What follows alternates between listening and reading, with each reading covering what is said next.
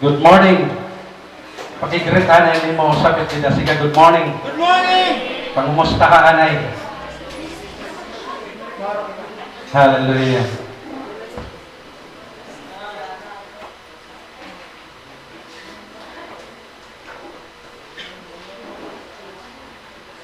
Amen. Bakit kayo tulala? Hallelujah. I really thank God for this opportunity to speak. Salamat Panginoon. Actually, it's really an honor to stand before you today. I don't think if I can make it to the finish. Hallelujah. This morning we are blessed because God gave us the message entitled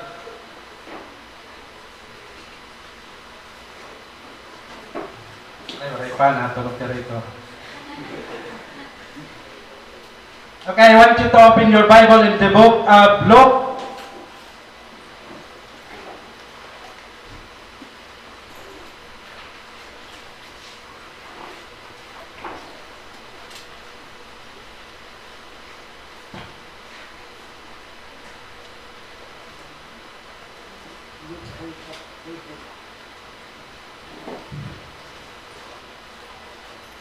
Luke chapter 5, verses 17 to 26. This is story of a man who was a paralytic. Remember the story? A man was a paralytic. A man was lowered through the ceiling of a rope by his 4 companions. Di ba? Na familiar rin niya inyo siguro nga story. There are 3 witnesses who record this event. Matthew, the tax collector, Mark, the evangelist, and Luke, the doctor. They were the 3 witnesses who record this event. Kaya din na kamo, Luke chapter 5.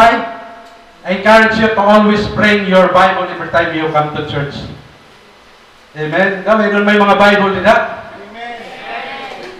Ada, maganda, makusog lang namin pero waray gin kaasa. Amen. Hallelujah. Luke chapter 5 verses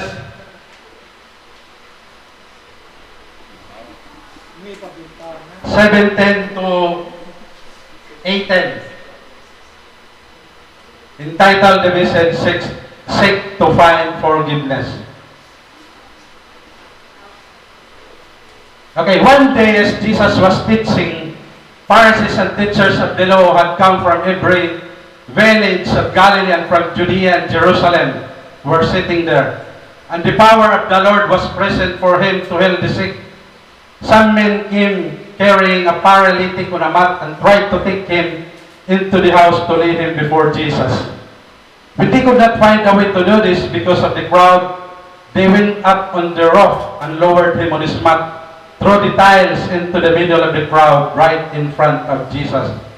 When Jesus saw their faith, he said, "Friends, your sins are forgiven." The Pharisees and teachers of the law began thinking to themselves, "Who is this fellow who speaks blasphemy? Who can forgive sins but God alone?" Jesus knew what they were thinking and asked, "Why are you thinking these things in your heart? Which is easier, to see your sins are forgiven, or to see, get up and walk? But that you may know that the Son of Man has authority on earth to forgive sins." He said to the paralyzed man, "I tell you, get up, take your mat, and go home." Immediately he stood up in front of them, took what he had been laying on, and went home praising God. Everyone was amazed and gave praise to God. They were filled with awe and said, "We have seen remarkable things today." May the Lord bless the reading of His Word. Basahon ko lang waray-waray. Usa ka adlaw nagtutudtoy Jesus, nagkalingkod dito ang mga Pariseo ang mga magturudto ang balaod nga inmabot ti kang hantag sa nga mga bungto ha Galilea. Judea og Jerusalem. Nakada kad Hesus ang gahom han Ginoo hin pagtambal han magsakit. In mabot in mga tao nga nagdarahin mga lulit han nga lulit kahigdaan nga gin talinguhan nira pagdara iya sa kog han balay pagbutang ha iya ha atubangan ni Hesus. Kundi tungod han kadamo han mga tao waray gud hira makahimo hin pagdara ha iya hasunod sanlit gindara hiya nira ngadto ha atop ngan ira gin abrihan ang atop ngan gin tonton nira ang lulit nga nakada ha iya higdaan ngadto ha atubangan ni Hesus. Habot nga han mga tao han pagkakita ni Hesus han kadako han ira pagtuo nagsiring hiya kinsiring niya ang lulit sangkay ginpasaylo na ang imo mga sala. Nagtikang pagmurutob ang mga magturudtohan balaod nga mga Parisiyo. Hinuy ni nga tao nga nagpapasiparahan Diyos sin pag hinsugad hini nga paagi. Waray tao nga makakapasaylohan mga sala kundi ang Diyos gudla. Nakasabot ni Hesus ang ira panhunahuna ngan ginsiring hira. Kaya ano nga nagunahuna kamo hinsugad nga mga butang hain ba ang masurosayon ang pagsiring ginpasaylo na ang imo mga sala o ang pagsiring buhat ngan lakat. Ipakikita ko ha iyo yana nga may gahom din hiratuna ang anak han tao hin pagpasaylo han mga sala. Sanlit ginsiring niya ang lulit nasiring ako ha imo buhat dada ang imo higdaan ngan ulit. Tinmok daw dayon ang tao kaatubangan nira nga tanan gindara ang iya higdaan ngan inmulik ngan nagdayaw han Ginoo. Durugod ang paghipausa nira nga tanan tugobhin kahadlok nagdayaw hirahan Dios nga nasiring kaurusahon han mga butang nga aton hintitan niya nga adlaw. I believe mas clearer rin na untra kanina aton ginbasa. Kanina New International Version na ito. Yan na, Waray-Waray version.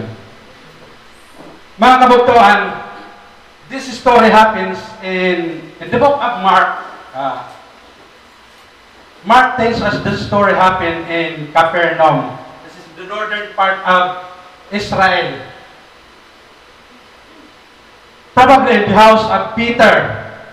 And the house where Jesus was teaching was filled with people, including Pharisees and teachers of the law who had come from every village of Galilee and from Judea and Jerusalem. The Pharisees and the teachers of the law were the religious leaders of Israel. Hiraan mga leader and Judaism sect and Israel. They were the legal experts, the highly educated. In fact, they called themselves as the guardian of the law of God. They were the full-time student of the Old Testament and of Jewish tradition. These people came to Jesus partly as a spectator, partly as censor, and partly as spies. Take note that this time when Jesus performed this miracle, it was already at the end of his first year ministry. And this is his 7th miracles. Ikapito na ininiya nga milagro. So Jesus was gaining more followers and fame. Di ba? Makikita natin nga, when Jesus came to this house, ang balay na puno kan tao. So, damo na talaga ang followers ni Jesus Christ. Damo na siguro niya mga subscribers. Di ba? So, the religious leaders were there as a spectator. Take note mga kabugtuan kasi 7 miracles na ininiya. Ano ang mga milagro ni Jesus nga iyaginhimo? Sige lang kung nagbabasa ko talaga kamo ang Bible. This is now his 7th miracles. Ano number one? Number one miracles of Jesus. Turning water to wine. Wow, may naghihapon nagbabasa din ang Bible. May usag gihapon. Yes, the number one miracle is turning water into wine. Ang ikaduha, healing of the noble man's son. Ang ikatulo, Una lang ako maharap. Una lang. Hindi rin ka na. healing of the demon possessed. Number four, healing of Peter's mother-in-law. Number five, catching a great number of fish. Diba? Number six, ang gin-preach ni Ate Rica. Healing of the leper. Number seven naman ang healing of the paralytic. So damo na talaga ang iyagin perform nga miracles. Pakinanta ka mo, how many miracles did the Bible recorded nga perform ni Jesus? May dabaya permi kita Bible quiz during Christmas party, di ba? So, dapat maaram ka ako pamananag-ahatagan mga question. Tara na-record. Actually, the Bible recorded at least 36 miracles performed by Jesus. So damo talaga, ini last year na first year. So, si Jesus damo na talaga ang nakakakilala iya. So, nakita natin mga kabutan, many people were gathered to hear Jesus that the Bible says in the book of Mark that there was no room left, not even outside the door. Puno talaga. Kung kikitaw natin suga din, puno ang tauhan balay. The Bible says, not even outside the door. So makikita mo, there is no more social distancing. Right? Puno-punuhan ang tao. Yung nakikita natin mga kabutuan, the Bible says that the power of the Lord was present for him to heal the sick. Ang gahom han Ginoo nakadak pagtambal han nga tanan nga may sakit. Amen? If you were sick and you are in that house, you will be healed. Susuga dito mga kabutuan ang kan Jesus power na siringha verse 18 some men carrying a paralytic on a mat and tried to take him into the house to lay him before Jesus. That said, while Jesus was teaching His word, while having this Bible study, may da mga tao nga pumada dito nga balay. When they came, puno na ang tao. So, what they did, they tried to take him into the house, but they couldn't because the house was full of people. So what they did, mga kabuktuan, when they could not find a way to do this because of so many crowds that were present, they went up on the roof and lowered him on his mat through the tiles into the middle of the crowd, right in front of Jesus. So, patarawan, as such of humorous story, imagine kung ikaw kaya, kumada ka ito di nga lugar wherein Jesus was teaching. Tapos, the house where Jesus was teaching was filled with people. Anong imo gagawin? So, siguro, pagkita rin mo ay mapuri na. Dahil mga kasiring ka na lang ito nagdaray mo, siguro mas maupay umuli na lang kita. Di ba? Pero here, makikita mo, hindi ko not find a way to enter into Jesus, they find a way. So, ito mga talagang kabugtuan, ha?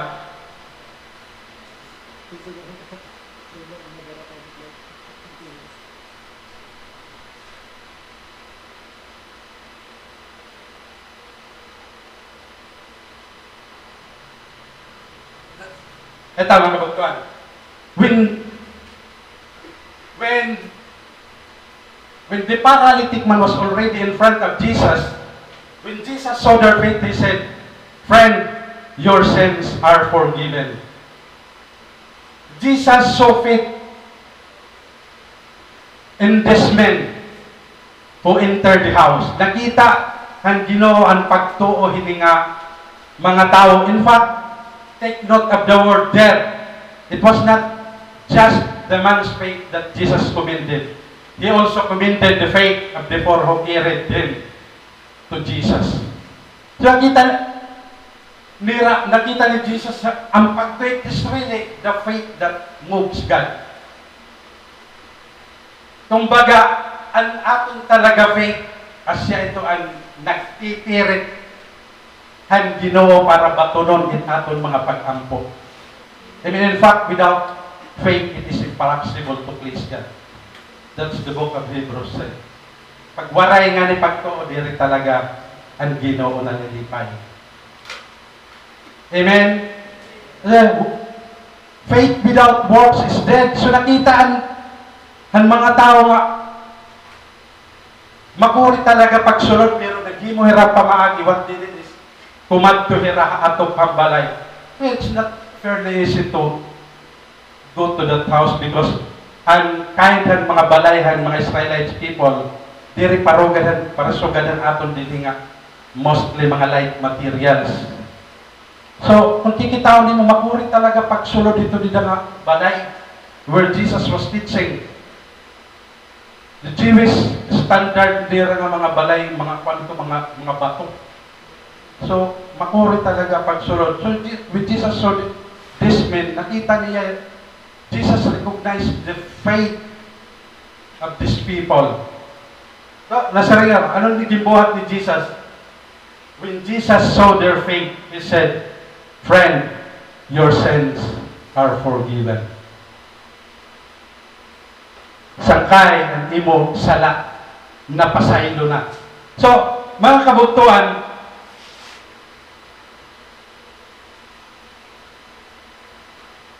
ito mo,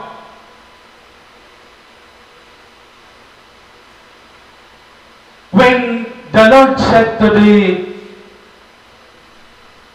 paralytic man, "Men, your sins are forgiven," nag-react dayon ng mga Pharisees, nasa mga Parisiyo. Who is this man who speaks blasphemy? Who can forgive sins but God alone? Nasa nga mga Parisiyo. Because they were there as a censor. Kikita nila kung ano ang mga pamaagi kan Jesus gintutugto. Who is this man? Sino ini nga tao who speaks blasphemy? By the way, blasphemy is an act. Kung niya, usain niya nga at mga kabugtuan nga kundiin parang kikiklin mo ang deity of God. Diba? This is really an insult to God. Blasphemy.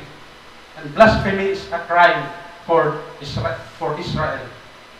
And ang kaparusahan nito, death penalty. But when Jesus said, "Who is this man who speaks blasphemy?"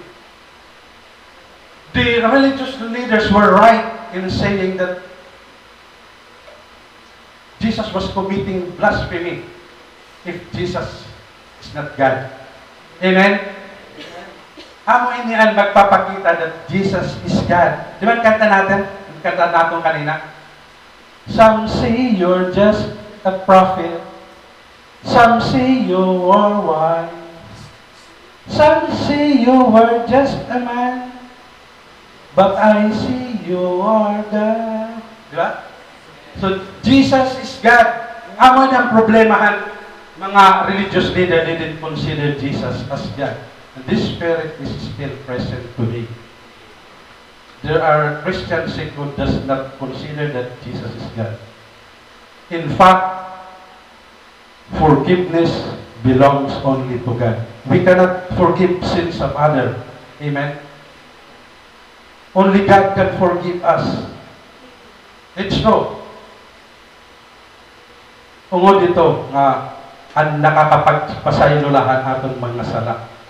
It's God. But the problem of the Pharisees were,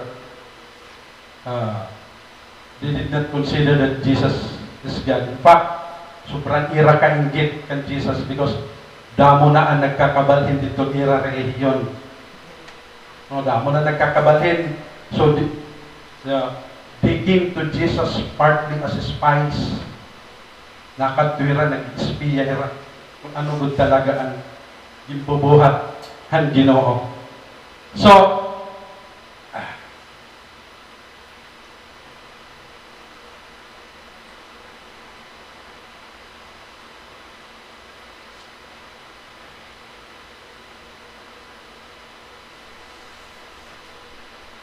Jesus knew kung ano ang ginuhuna-hunahan mga religious leader.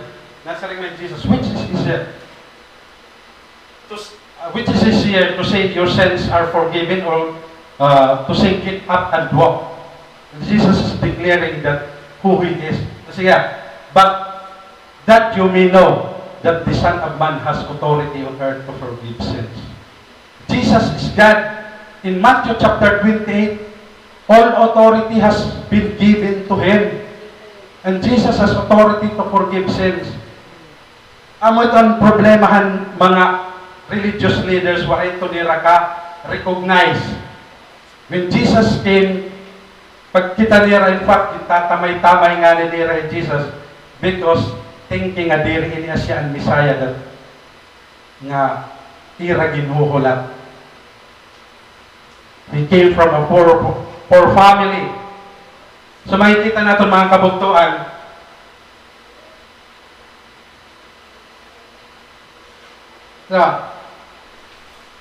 Jesus immediately, right after where Jesus was teaching, nasa ringiyahan paralytic man, immediately, He stood up before them, took what He had been laying on and went home praising God. And the result, everyone was amazed and gave praise to God. They were filled with awe and said, "We have seen remarkable things today." Mga kabugtuan, the greatest message ever preached is the message of forgiveness. Amen? The message that God will forgive all our sins if we ask Him. Amo ini ang mensahe nga dara kan Ginoo. The message that God will forgive all our sins if we ask Him and repent. The story of the Bible, mga kabugtuan, is the story of God making ways to forgive sinners. Kamo talaga itong story ng Bible. In fact, their experience, their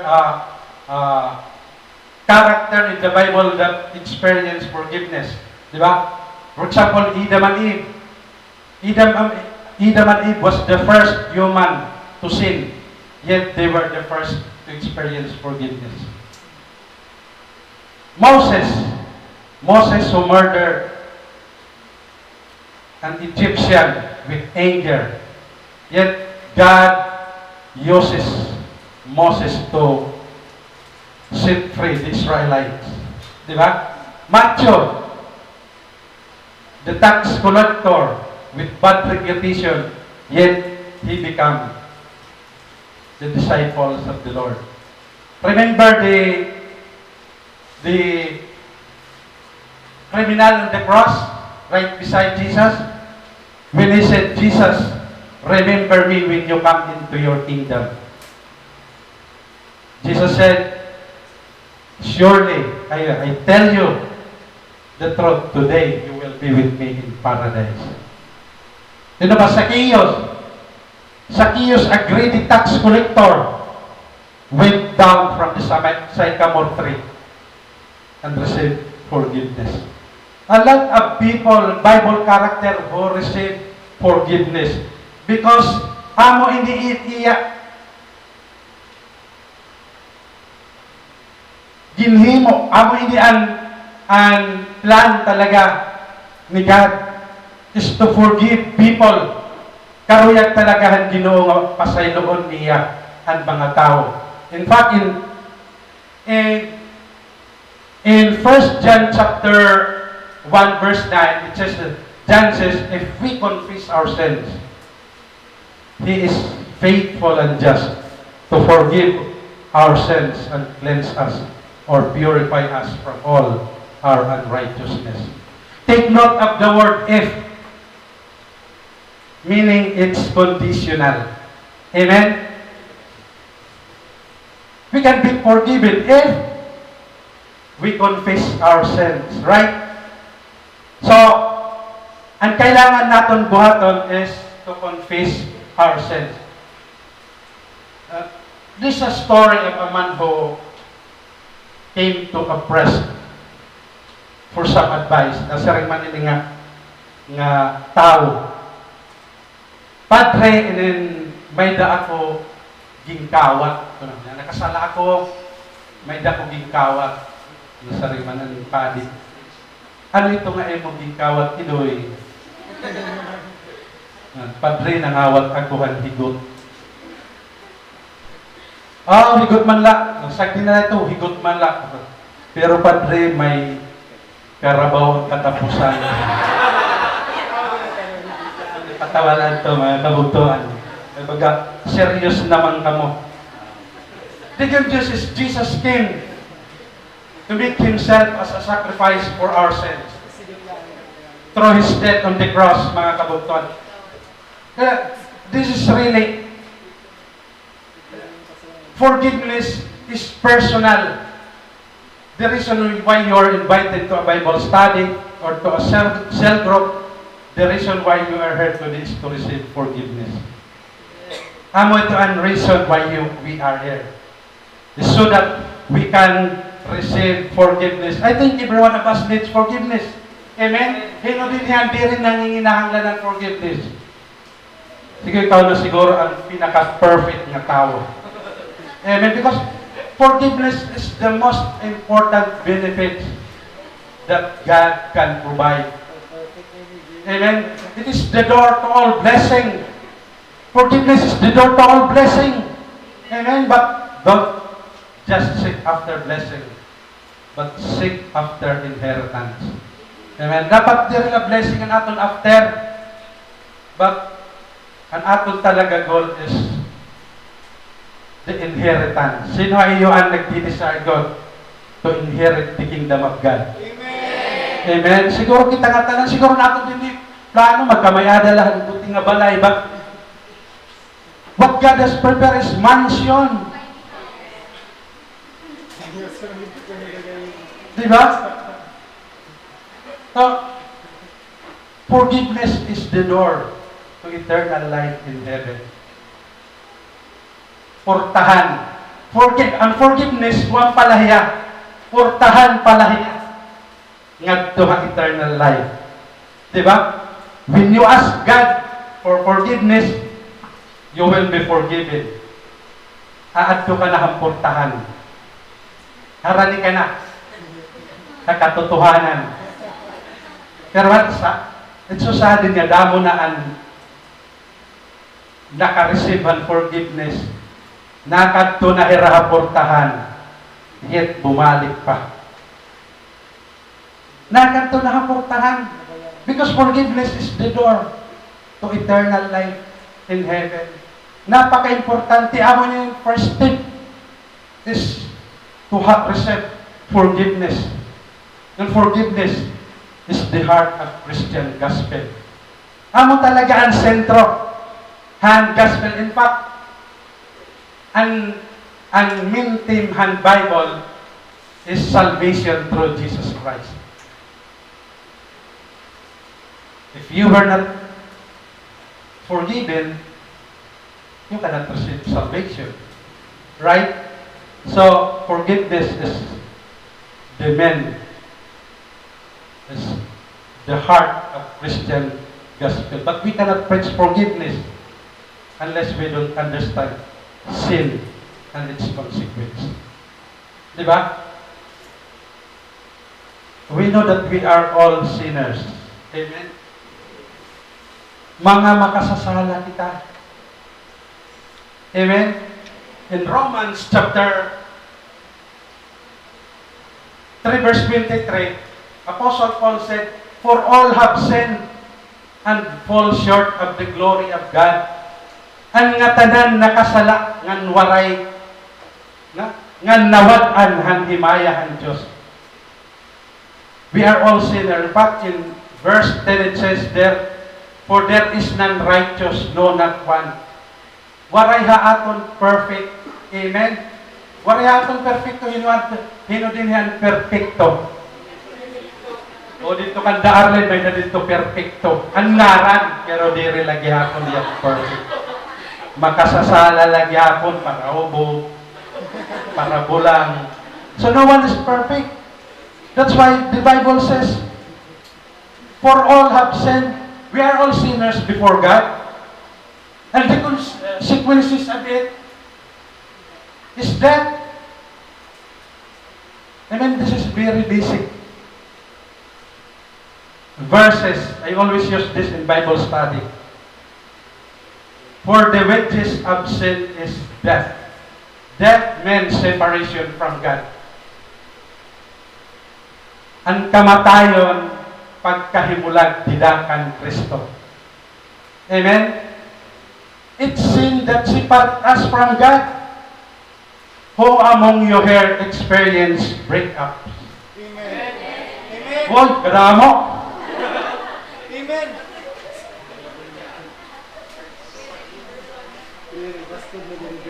You know what, mga kabuktuan? Sin separates. Kaya naman nakaka-experience kahan mga breakup.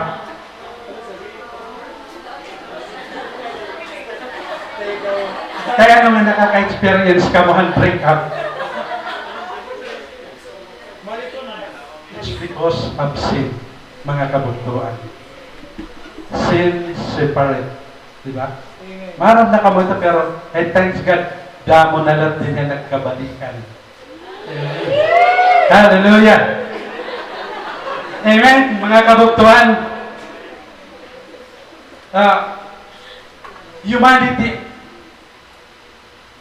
All humanity are headed to eternal destruction.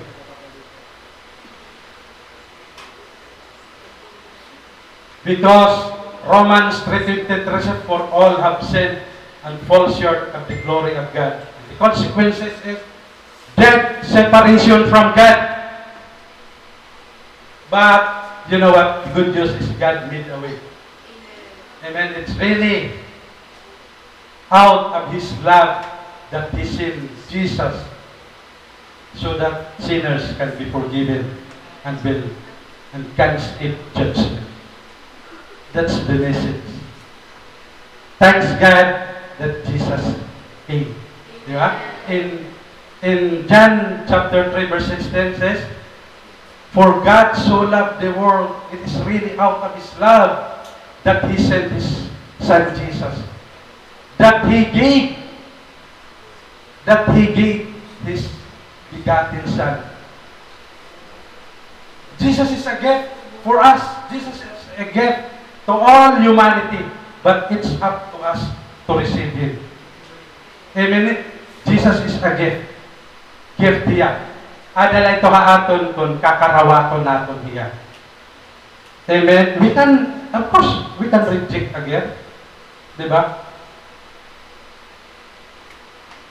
In verse 12 of the book of John, it says there, "He who received Him, He gave the right to become children of God." Praise God. May dala kita karapatan na maging anak han Ginoo. Amen, mga kabuktuhan. It's really out of God's love that He sent His Son Jesus so that you and I can receive forgiveness. We'll never face judgment. Mga kabuktuhan, no one can escape from the judgment seat of Christ. No one. One day we will stand before God and we will give account the life that how we use our life today. No one can escape it. But thanks God, He sent His Son so that we may have forgiveness. Forgiveness, mga kabuktuan, is the sin, is absent, is the main need of a person. Amo man talaga inian aton min nga kinahanglan. If I ask you what is your main need, maybe you will say, akon kinahanglan career, money, position, fame. Diba? But you know what, mga kabugtuan? Forgiveness of sin is the main need of a person. And forgiveness, amo ini ang aton kinahanglanon, mga kabugtuan. Nakita mga kabugtuan, here's the paralytic man. Paralyzed. Nakita aton, weak, asking for healing, desperate, disappointed, poor, sad, whatever you can describe him. Ito, he cannot even dress himself, right? Cannot even eat, he could not even earn a living. He's totally dependent to his family or his friend. But you know what, mga kabugtuan? The main need of this one was physical healing, right? Kung kikitaon nito. In fact, the primary purpose of this man coming to Jesus is to receive forgiveness. But why is it that Jesus forgave him first? When Jesus said, "Friend, your sins are forgiven." Kaya ano, mga kabugtuan? What is most important? Kami na kita trivia din. What is most important? Forgiveness or healing? Surely, if you choose between the two, maybe you will choose healing. Because healing makes us comfortable. Right? We can go anywhere we want. Diba? We can go to work. We can go to church. We can attend Bible studies. We can attend cell groups. We are happy, di ba? Nakaka-function kita mga kabugtuan kung may da kita maupay nga panlawas. But you know what, mga kabugtuan, I will tell you this morning that forgiveness is the most important favor that we can receive from God. Ang forgiveness ang pinaka dako nga pabor nga aton makakarawat sa Ginoo. Healing is physical and it's temporary, but forgiveness is spiritual and it is eternal. Amen? And friends, as believers of the Lord Jesus Christ, we must always be concerned of what is eternal. Amen? The things that we saw today, healing, position, work, relationship, are all temporary. Amen. But the things of God will last forever. That's why Apostle Paul exhort to the Corinthian Christian in 2 Corinthians chapter 4, verse 18, which is there, Apostle Paul said, "Fix your eyes not on what is seen, but on what is unseen.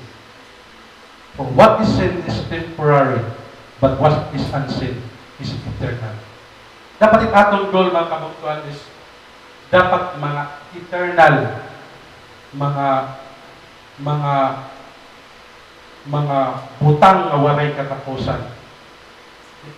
Kung mag-imkahan mga butang din hato na, that's good. But it's all secondary. The most important thing in life is the things that we do not do. Because it will last forever. This man will face God's judgment if he will not be forgiven. Amen? If healing is important for this man, forgiveness is far, far more important. If you feel good today because you have good health, Forgiveness is even more bitter. Amen. Mas maupay pa ang forgiveness. Di ba, mga kapugtuan? Kailangan natin may baruan niya ng mga kapugtuan. People need to know that with the assurance from God, that God will continue to forgive all our sins if we ask Him. Look at this man, mga kabugtuan. Paralyzed,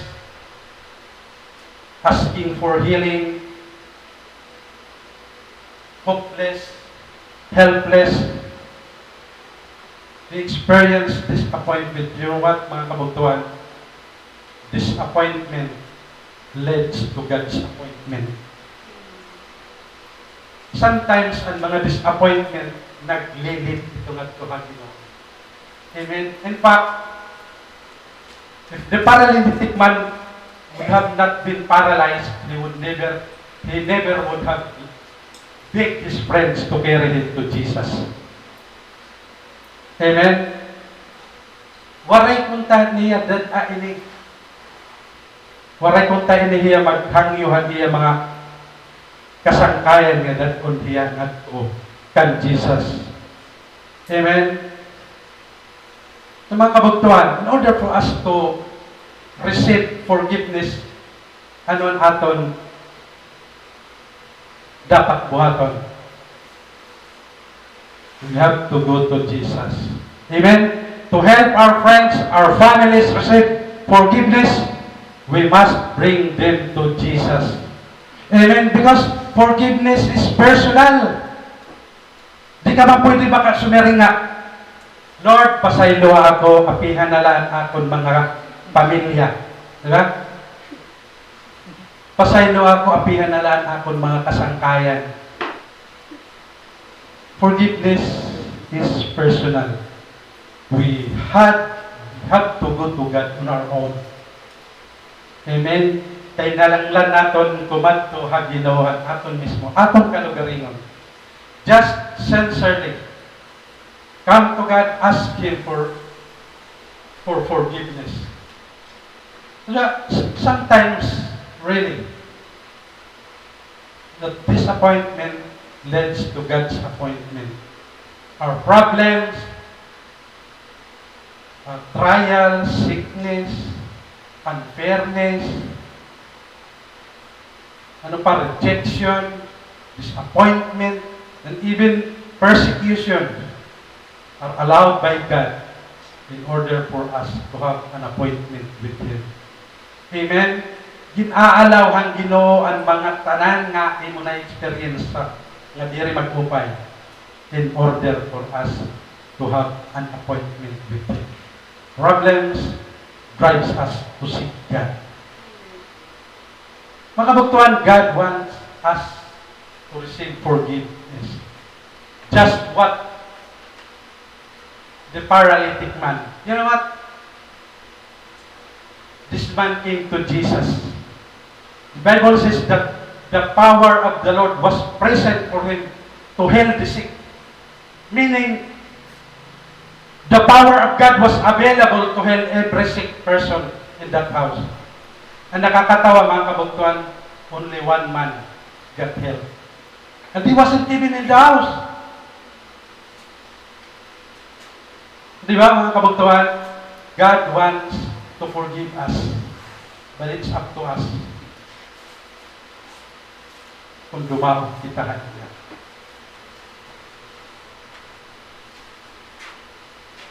Today is our communion.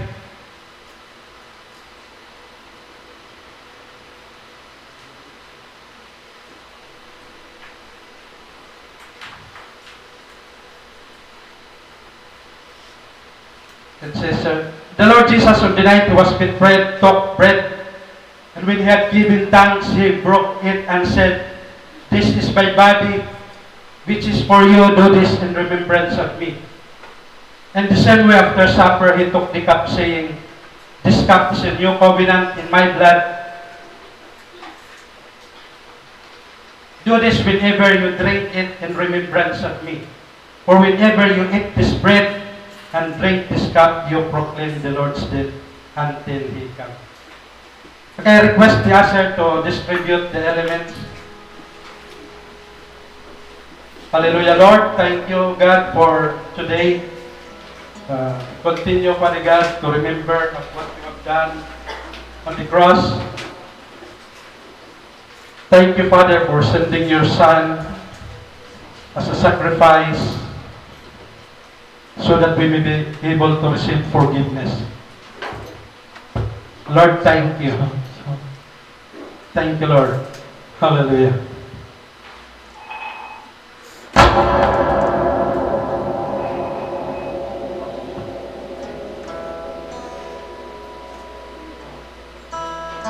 Kaptilaanin ninyo ang elements. The bread that symbolizes Christ's body, and the cup symbolizes the blood of Jesus that He shed on the cross of Calvary. It says here, therefore, whoever eat the bread or drinks the cup of the Lord in an unworthy manner will be guilty of sinning against the body and blood of the Lord. A man ought to examine himself before he eats of the bread and drinks of the cup.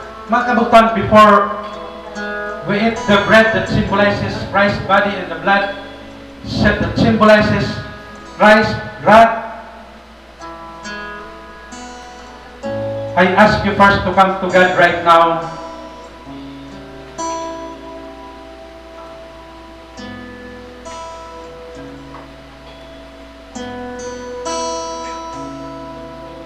Kung may napayo, hindi waray pa makakarawatan kapasayloan ng Ginoo. It's time, right here, right now, to come to God. Make where you're standing, make it as your altar. Ask God for the forgiveness of sins. The Bible says, if we confess our sins, God is faithful and just to cleanse us, purify us from all our unrighteousness. Hallelujah, Lord. We come to you today. We realize that we are a sinner. We have sinned against you.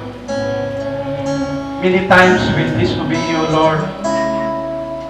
Here we are, humbling ourselves before you, asking for forgiveness. Lord, thank you for your mercy today. Thank you that you have offered forgiveness to those who come to you. Here we are, we come to you, Lord. Nanaro kami ang kapasayloan ng aming mga kasalanan.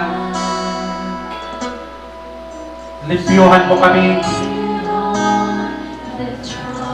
Make us right with you, O God.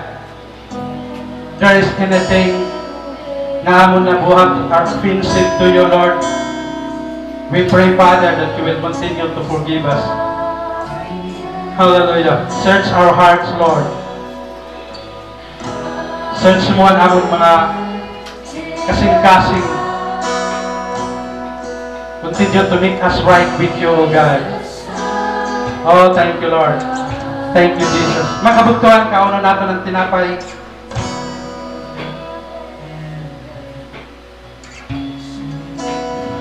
Uminom kita, pikang hanarimnan. Hallelujah. Mga kabugtuhan, we're doing this until Jesus comes. The bread that we eat symbolizes the body of Christ that is sacrificially offered in the cross. He sacrificed His physical body and shed His blood in order for us to receive forgiveness. Amen. We are set free now. Let's thank God. Lord, we thank you once again. Thank you for reminding us of what you have done on the cross. Thank you for shedding your blood, for you have shed your word. If there is no shedding of blood, there can be no forgiveness. Thank you, Lord, for setting us free, Lord. Thank you. You are a God who forgives. Hallelujah. Salamat po maraming Panginoon. Continue to bless your people. Continue to bless your people. We pray, Father, to be able to Thank you for forgiveness. Thank you, Lord. Thank you for sitting and praying. Oh God. Hallelujah. Hallelujah. Thank you for your word that we have received today. Lord, salamat muli ang iyong mga pulong that will continue to inspire us, Lord, and teach us what to do while we are still here on earth. Oh God, thank you so much. Thank you so much. Continue to guide us, oh God, and amon paglakaton din niya kalibutan. Kailangan namon ang imong mga pulong because your word is a light unto our path, Lord.